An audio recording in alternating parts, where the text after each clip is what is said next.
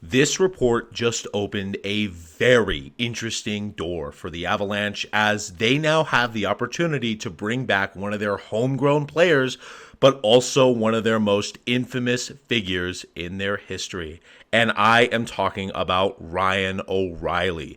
We're going to be talking about the several reports that just came out about him being on the trade block, a absolutely heartbreaking interview with Ryan O'Reilly where he just tortures himself for 2 minutes straight, and we're going to be talking about what the benefits and negatives of bringing in a player like this could be, all on this episode of Avalanche Digest. Welcome in.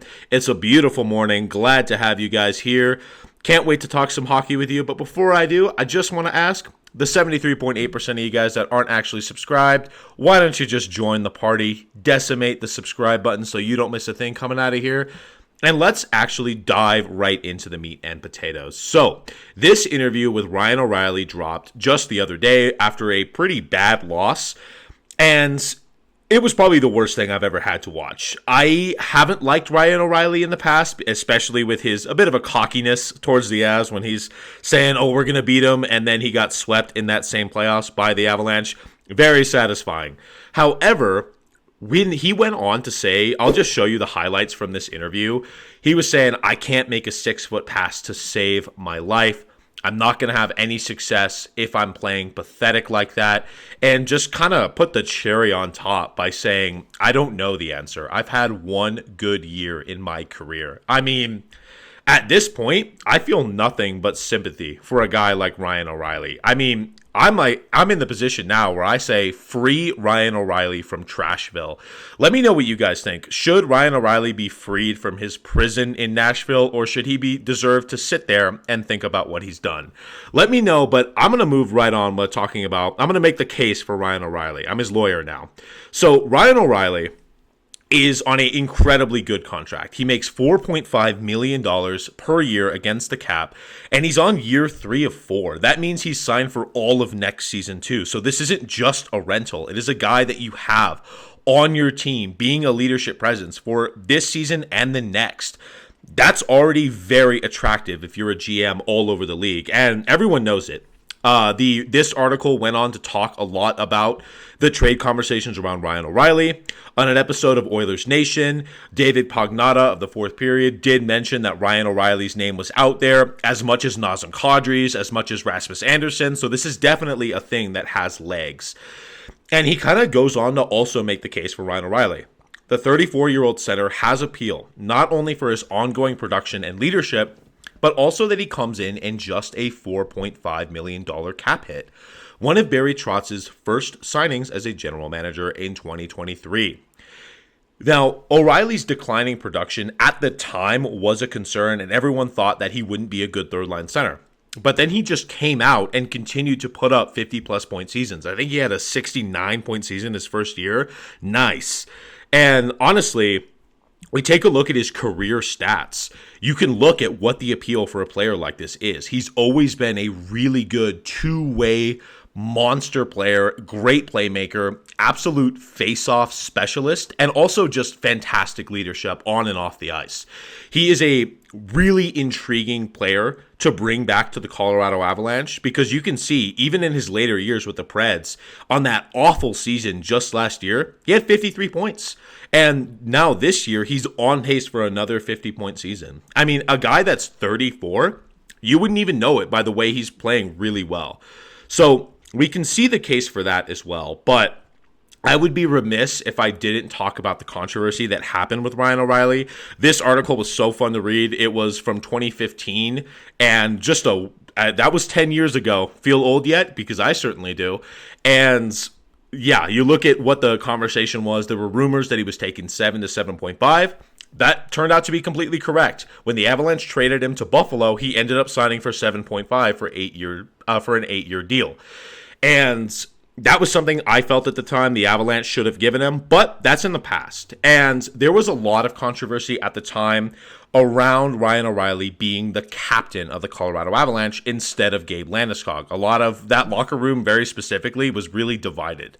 A lot of them thought the older, more veteran-ish guy at like 25 should have been Ryan O'Reilly as the captain instead of a 19-year-old Gabe Landeskog. But that's in the past. You can see here, this was at the Men's Worlds. Ryan O'Reilly and Nathan MacKinnon, so many clips of them just chumming it up, cracking up together.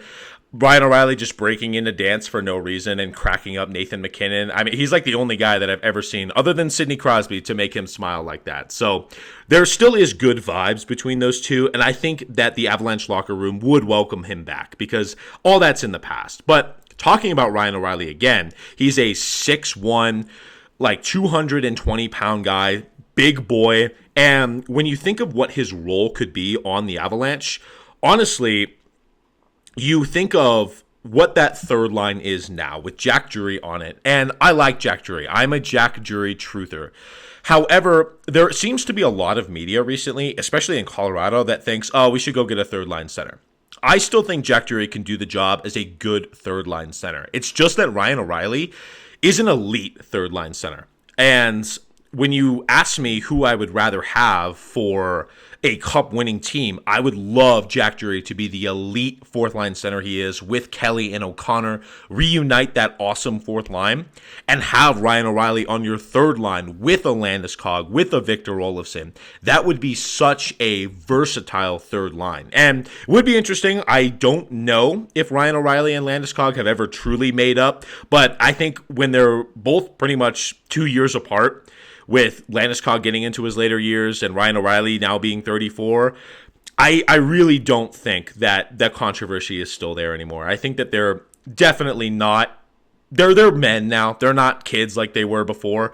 I don't think that they have those personal problems anymore as well.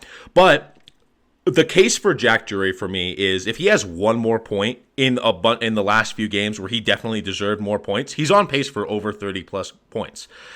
But with a Ryan O'Reilly here, imagine Jack Drury already being elite at faceoffs, Ryan O'Reilly being one of the best faceoffs guys in the league, and you also have Nathan MacKinnon and Brock Nelson being good at faceoffs. Like, I don't know what to do with my hands. The Avalanche are actually good with faceoffs for once. What a bizarro world we're living in. But for me, the case for Ryan O'Reilly is simple. He's a great third-line center.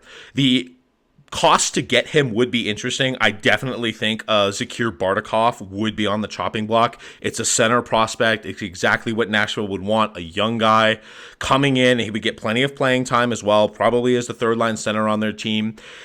And I think guys like Sam Malinsky have just become untradeable. It's interesting to speculate what the Avalanche would exactly trade to get a guy like Ryan O'Reilly. The article assumes that he would get a first. I don't think a first-round pick would be get for Ryan O'Reilly, but the Avalanche have quite a bit of picks to be able to trade. They have 2 second-rounders next year that will definitely be traded. So it's kind of an interesting situation right now, thinking about who's on the trade block. For me, when everyone's healthy, Kiviranta could be potentially healthy scratched if Ryan O'Reilly is on the trade block. Gavin Brindley probably is in Loveland playing with the Eagles. And even though I love the kid, and Bardakov is probably the furthest from getting on that roster. So, and for a guy that wants to go back to Russia instead of playing in the AHL, I think it makes complete sense to trade a Bardakov with some picks for Ryan O'Reilly. But let me know what you guys think in the comments down below. Do you think that we should trade for Ryan O'Reilly? What do you guys think of the entire situation? Love to hear from you guys, and I will see you in the next one.